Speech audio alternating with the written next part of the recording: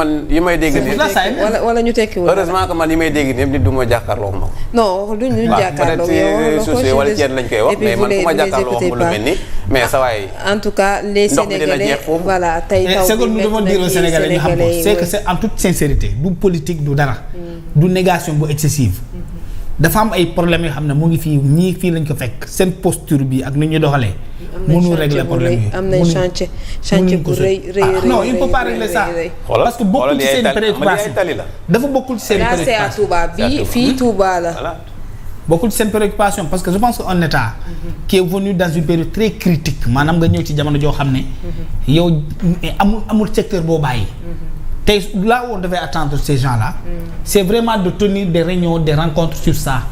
toog di wax et puis waroo xaar ba nawet jot parce que ñoo aussi c'est le malheur de l'Africain Afrique ñun ñooy toog ba problème am nga jàpp ne yow c'est parce que le problème existe et qu'il t'accule ci ngay war a mën a am solution dans l'immédiat mënul nekk. wala taxe bi il faut c'est taxe tout ça vous l'aurez inchallah vous l'aurez dans nos éditions inchallah ci avec Abdoulaye Diagne et lii tamit c'est des images réelles voilà moo fa nekkoon. mais léegi imaginer borom taxe bi loolu lañ doon wax léegi économie kii il ne va pas verser. borom taxi bi ci boppam. li mu dencoon da koy delluwaat fii. ci c'est un retour en arrière. Voilà. C'est une perte d'investissement déjà ça. taxi bi d'ailleurs est-ce qu'il sera récupérable. parce que am na impact yu muy andi ci taxi bi. taxi. le point inchallah dinañ ko am ci kanam ci sunu ay éditions yi. wala taxi foofee ca Touba Mbacké ak Abdoulaye Diagne ak Ousmane Diouf ñu fa nekk naka noonu également. te li ko wër yëpp gerte la. Alioune Badara Sow oui toolu gerte la. yoo xamante ne di wax noonu am tiitaange.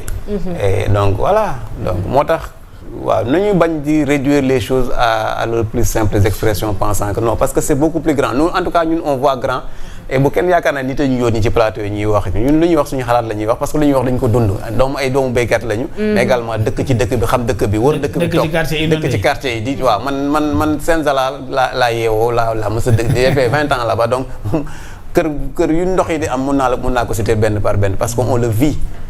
On n'a pas ce complexe là aussi parce que ay doomu aadama rek lañ yàgg ab dañ fiy jógee voilà donc moo tax man awma complexe dundu Almadies dundu on s'en tape excusez-moi parce que sama mère man du ma gaaw waaw damay waaw voilà donc waaw véritablement vraiment nañu génnee ci gamme boobu noonu dañu nekk sur des problèmes yoo xam ne day indi ay solutions structurelles xam nga ñu jàppale nit ñi ñu bañ a am des Sénégalais d'en haut et des Sénégalais d'en bas ñu yemale ñëpp c'est pas parce que aujourd'hui tu es au pouvoir tu as les privilèges pensant que aujourd'hui ñeneen ñi seen soxla dafa néew yow ni sa soxla rëy bul xeebal keneen soxlam parce que boo ko xeebalee rek indi leneen et malheureusement loolu lañu nekk parce que ñëpp ñiy wax ñi dañ koy politiser c'est parce que dañoo xeeb soxla dañu xeeb mais bu ñu nekkoon ci place wala xeebal nit ñi seen jafe-jafe parce que boo fa nekkoon amaana position bu du ko tout simplement parce que aujourd'hui tu bénéficies d'un privilège boo et peut-être sax c'est peut-être le taximan là c'est un cas de Pastef qui a voté pour le régime. paraît-il que ne dafa defoon choc en même temps donc ndox bi dafa ñëw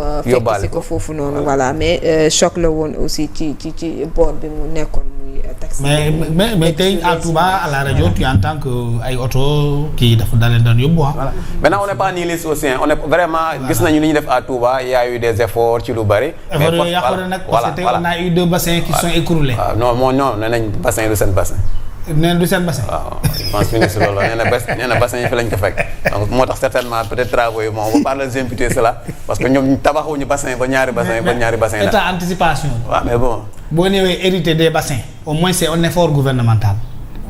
ñu wax leen météorologiquement tey ndox mi fii lay toll ci at bii. peut-être amuñu mais nga anticiper. mais ñëw protéger bassin bi ñëw au moins constater. mais peut-être la qualité tu évalues la qualité des bassins. mais peut-être ils n'ont pas les moyens pour ça aussi. ah non mais au moins évaluer la qualité des bassins comme yaa hérité bassin yooyu. nga ñëw évaluer la qualité des bassins. effectivement xayma leen def taxaw bi. mais bon on va à des hivernages. il y a des bassins qui sont là mais nous allons évaluer parce que bu ñu ñëwee li leen gën a yitte. ci lañ nekk dañoo ñëw topp nit ñi di leen enquête di xool ku yor xaalis ak ku yorul xaalis parce que loolu la ñuy yitteel mais les ouvrages là yi nga xam ne ça permet de recevoir ces eaux là yi nga xam ne ci taw bi lay jógee bu ñëwee waroon nañ ko mën a évaluer xool est-ce que ces ouvrages qu'on nous a présentés est-ce que déjà xaalis bu ñu ci dugal mën nañu jox ouvrage bu toll nii muy benn est-ce que lu ñu estimer capacité de rétention ndox mi maanaam li nga xam ne ndox yooyu maanaam ay en termes de millimètres cubes est-ce que réellement loolu la déjà est-ce que bassin bi comme on parlait de 1300 millimètres cubes là de réception est-ce que antan na ko capacité de kii de réception de rétention ndox yi maanaam boo évaluer capacité bi yow nga am nga estimation parce que l'État aussi a toutes les informations possibles l'État peut dire que oui cette année on peut avoir tel nombre de pluviométrie en termes de ndox yooyu quantité bi ak yooyu nga évaluer bassin yi parce que bassin yooyu bu dee doyul mais waroon nañ defar des bassins secondaires maanaam des versants bu feesee au lieu que muy verser dugg ci tali bi di dugg ci kër yi wala di dem ci tool yi di yàq tool yi mu dem verser ci bassin yooyu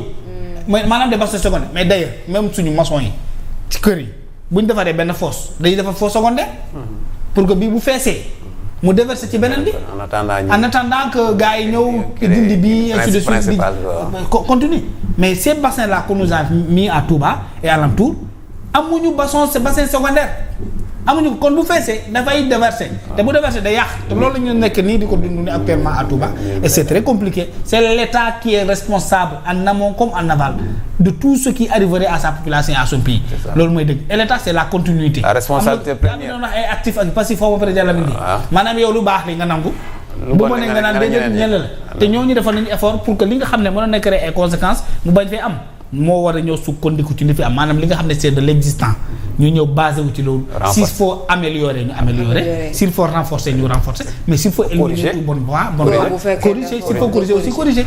li nga xam ne baaxul dañ ko war a dindi ñu dindi ko. non mais loolu xam nga ñoom ñooñu gën a xam parce que ñoom ñoo ne jubal jubbanti. ñii de ñu jubbanti wuñu loolu mooy dëgg parce que bu ñu doon jubbanti. bassin bi dinañ ko jubbanti bu ne dafa amoon dëng-dëng. bassin yu Thiès Touba yi li nga xam ne moo waral inondation Parcelles Assainies kuy jubbanti wala ñoom seen jubbanti ñoom ci mbiru xaalis kese la. c'est ça aussi. mais du loolu kese de. jubbanti moom warul yem ci xaalis kese di. par exemple BRT bi bari na lu ñu fa war a jubbanti BRT bi passage piéton yi ak passage yi nga xam ne dañ ko réserver les véhicules particuliers xam nañu loolu baaxul dafa tuuti waruñu ko jubbanti yaatal ko ak yooyu donc lu ñu fi war a jubbanti dafa bari mais ñoom pour ñoom jubbanti mooy Alassane nii dafa xees. dafa rafet am na kër Almadi da ko sàcc. dañoo war a fexe ba nangu këram. rek tëj see compte bancaire mais du loolu rek mooy jubbanti. bi Alassane di liggéey waa gars yi nekk fii di naan ñoo nekk ministre et DG ñoom lañ ko fekkee fan lañ nekkoon boobu jamono bi ngay xuus ci ndox mi di filmer. waaw dëgg.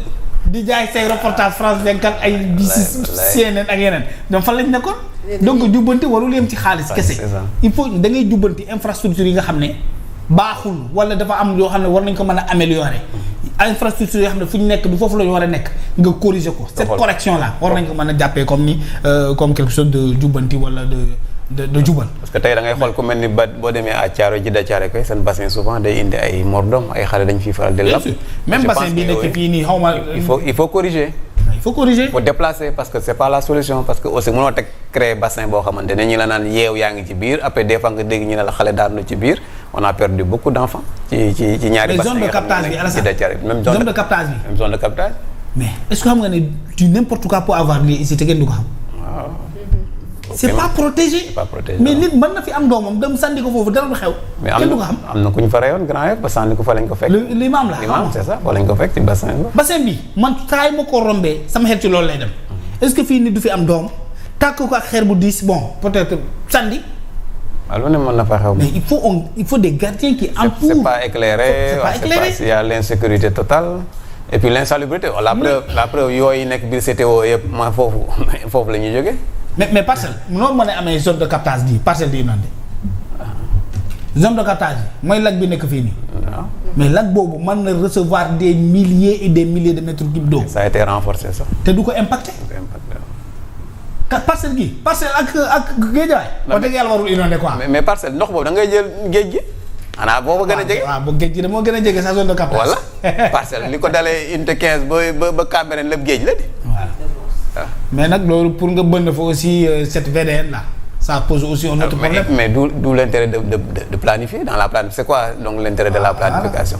Et malheureusement loolu la ñu def ci toute l'autoroute sur di nga xam mooy VDN bi également on a juste mis du sable et du béton tracé ko dem seen yoon. sans planification. alors beneen conséquence bi également est-ce que également ñi nga xamante ne dañuy faral di tabax seen kër yi aux alentours ñenn ñi nga xamante ne dañuy def tout à l'heure yaa ngi gis image yi ci Grand Yoff mooy pavé yooyu noonu bàyyiwuñu xel li nga xamante ne moom moo di maanaam anarchie boobee nga xamante ne moom dañuy faral di nemmeeku également est-ce que loolu itam dooleekuwul ci jafe-jafe yi nga xamante ne moom la sénégalais di jànkoonteel bu nawet amee ndox bi fu mu waroon dem du fa dem. mais boo bëggee dëgg aussi bu dul état li muy manqué lépp li ci ëpp genn wàll gi également ci sénégalais comportement la rek Fatima dañu wante dëgg aussi parce que les gens occupent comme nu mu leen neexee li nga xamante ni mooy les c'est une anarchie totale. xoolal mbal boo demee zone de captage bi as bu dee gis nga image nga xool li fa nekk ci en terme de bouteille en terme de mbuus en terme de bool yu yàqu mais loolu lépp c'est flottant loolu fu mu jógee. waaw ci kër yi la jógee c'est-à-dire les gens non Sénégal moom nañu ma baal mais bon set moom bokkul suñu ay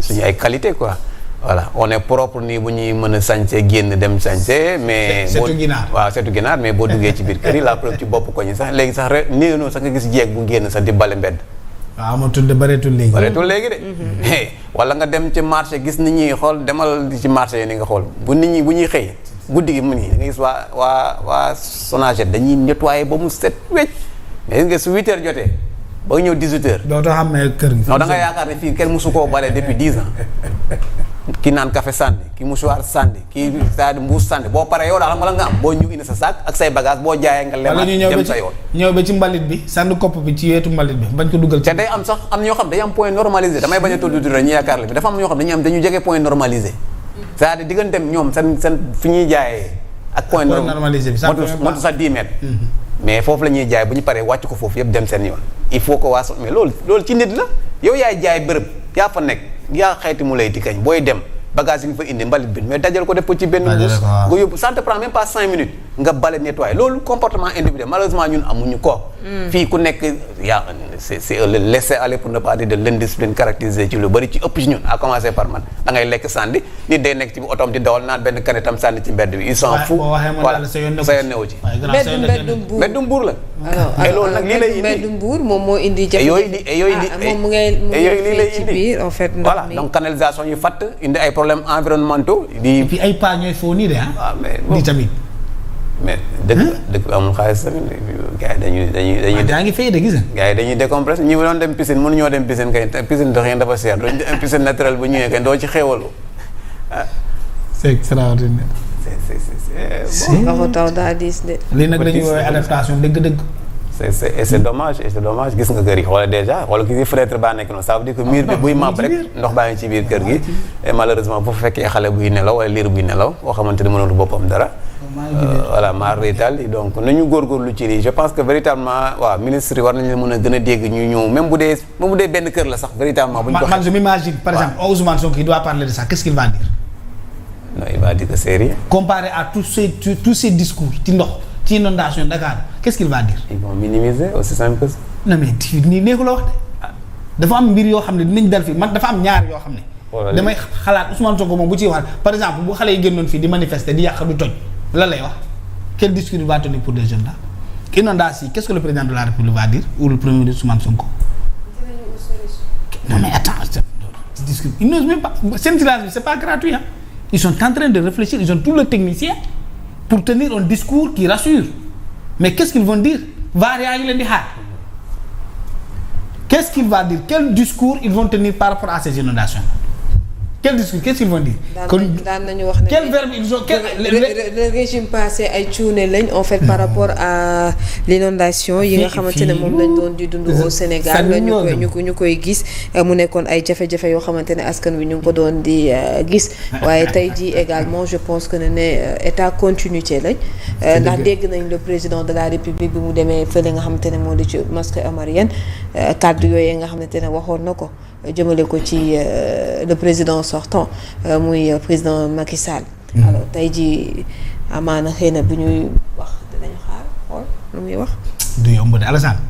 mais qu'est-ce qu'il va dire par rapport à ça. samande rek. dama xamul lan lay wax ci lii.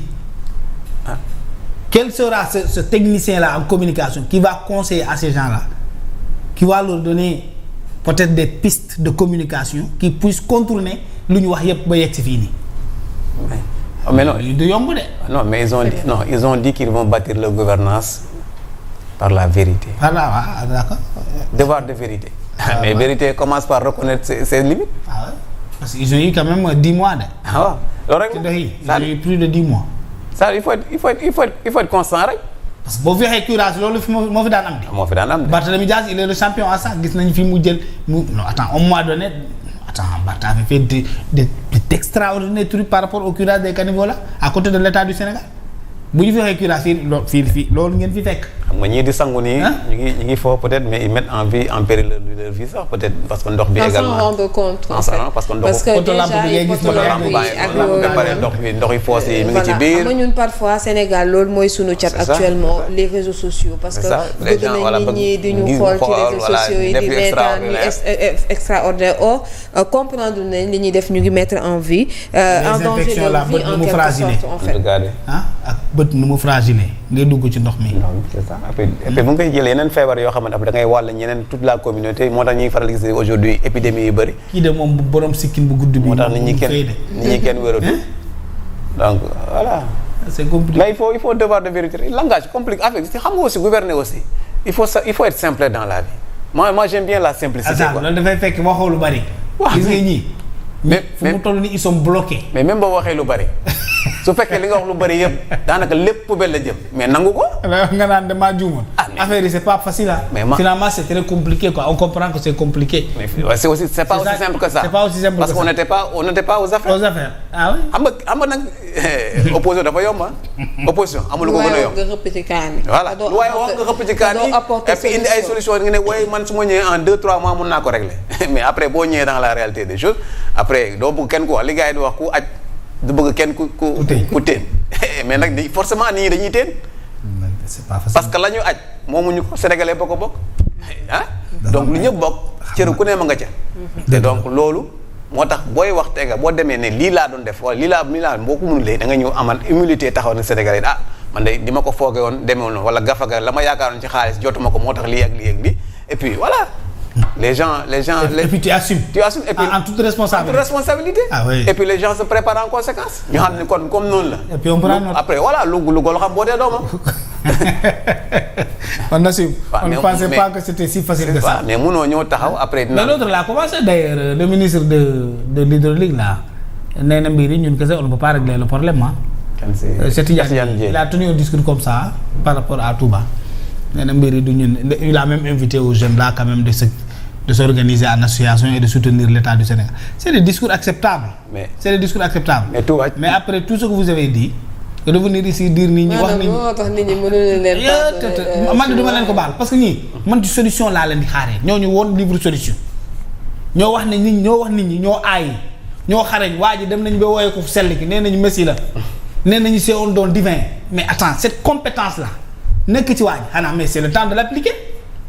Et je pense que quand tu as un problème il est là pour être résolu man dafa am benn pa bi ma wax mu ne ma doom est-ce que xam nga ne yàlla problème la njëkkee sàkk doomu aadama problème la njëkkee sàkk doomu aadama daa teg problème yi ba pare andi doomu aadama teg corps physique bi taxaw yàlla xool ne lii c'est magnifique mais ça ne suffit pas parce que ce corps là pour bouger je dois interagir je dois le soutenir pour mu déplacer wu mu jël roof ci yaram bi muy déplacer wu di dox mais insensé di tëñëxi mu ne kon am na lu des mu andi xel ci lay soog a andi xel la raison maintenant quand toi tu as écrit un livre solution quand même ces petits problèmes là mais waru nekk problème parce que lii c'est de petits problèmes ces inondations là on est dans le messie waa ji na wane boppam na wane lu man après nous les Sénégalais nous on va évaluer on va apprécier c'est un petit problème parce que lii tawagul le problème des inondations n'est pas encore présent au Sénégal.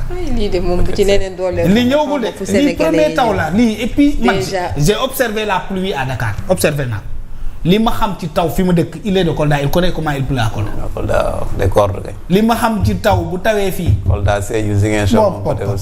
tawagul te on peut en avoir une waaw au minimum on peut en avoir une à Dakar. non parce que changement climatique. dafa dérégler un peu pluviométrie. ouais c'est vrai. on peut en avoir une maintenant tu as un livre solution.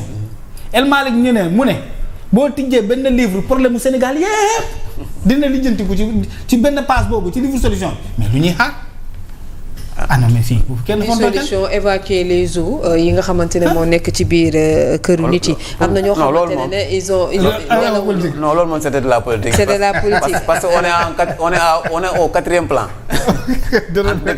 entre solution ak tey on est au 4e plan pour ne pas dire 5e plan donc ça veut dire que solution doxatul moom. solution c'est devenu une équation à mille inconnus. gaa yi ñeme tweet yi de moom war nañoo tweeter au moins sax ñu gis ne peut-être que ñu ngi masawu askan woo xamante ne kenn xaarul leen ci masawu depuis hier ils n'ont pas fermé l'œil. am na ñi ñoo xamante ne nelawuñu parce que taw bi démb la commencé ñuy ŋàcc ba bërset gi mu daal di enchaîner ñu nekk ci ay jafe-jafe ñoom yàkkamti nañu. kenn xaarul leen mais à côté aussi Alassane je te coupe pas s'il te plaît. À côté de ce fléau là qu'est-ce que l'État est en train de faire sur le plan social parce que les gens souffrent am na kër yoo xam ne fii maire bi mooy yeewu suba teel dem marché au poisson jënd tuuti jën andi ko ci koñ bi teg ci table jaay ba 11h lu mu ciy am mu joxe ci kër gi dépense mais ñooñu lan la ñuy def tey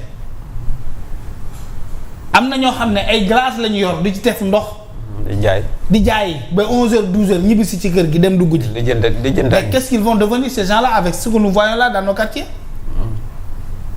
C'est une réalité. Qu'est-ce que l'État est en train de faire pour pallier à ces problèmes, ce ne serait-ce que pour les soutenir. Au moins annoncer des plans de soutien d'urgence à ces familles impactées. Non, on pense. Zones yi inondées nii c'est des zones de pauvreté. loolu mooy dëgg. mais ay Guédiawaye Parcelles Assainies zones yooyu mais c'est des familles très très vulnérables. exposées à une pauvreté extrême. mais non on leur demande de serrer la ceinture. banlieue ba lañ dëkk. ah voilà. xam nañ lu ci nekk banlieue ba lañ dëkk xam nañ. non ñii on leur demande de serrer la ceinture. ah non fii serrer ceinture. il faut serrer la ceinture et puis voilà. fii moom kenn du serrer loo kenn ceinture. c'est encore de la taxation à tout va. c'est compliqué déjà bu dee yow da nga yoroon saaku ceeb bu nekk ci biir ndox mi ñëw yóbbu ko par exemple sa dugub weer wi nii après da ngay nekk ci problème aussi donc kooku dina soxla ku ko jàppale. alors on attend de voir peut-être ils sont sur le terrain. ministre de la femme. et de la solidarité ak suñu ndaw su baax si ndeysaan Marie Khone Faye dëgg naa fu mu toll nii moom mu ngi toj dëkk bi moom. ci ay action sociale mais noonu la loolu Sénégal Marie Khone la wala Absa kan la si gars yi di tudd mooy première dame Abdou Diallo bi Absa la Absa lii doy na waar de Absa. En tout cas on attend de voir fi ñuy mujjee ak la population sénégalaise bi nga xamante ne ñenn ñi ci seen kër am nañ ay jafe-jafe actuellement ci taw bu metti bi nga xamante ne daal dinaa laal seen kër yi bu baax a baax dugg ci biir parce que dafa am zone yoo xamante ne mën nañ ko woowee descente la donc bu ndox bi ndox bi bu ñëwee foofu daf fay takk dafay dugg donc day monter bu monter nag askan bi nekk ci parce qu'on va à l'ouverture de l'école pour bientôt aussi et c'est sûr qu'il y a beaucoup d'écoles si on n'en parle pas c'est parce que les écoles là ont été évacuées école tëj na mais bari na ay écoles yoo xam ne fu mu tollee nii ñoo ngi ci biir ndox. Kër Massar. ah oui c'est sûr.